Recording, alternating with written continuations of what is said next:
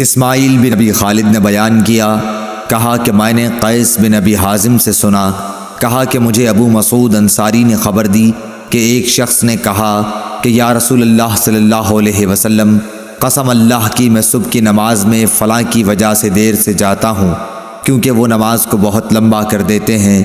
میں نے رسول اللہ صلی اللہ علیہ وسلم کو نصیحت کے وقت اس دن سے زیادہ کبھی بھی غضبناک نہیں دیکھا۔ آپ نے فرمایا کہ تم میں سے کچھ لوگ یہ چاہتے ہیں کہ عوام کو عبادت سے یا دین سے نفرت دلا دیں۔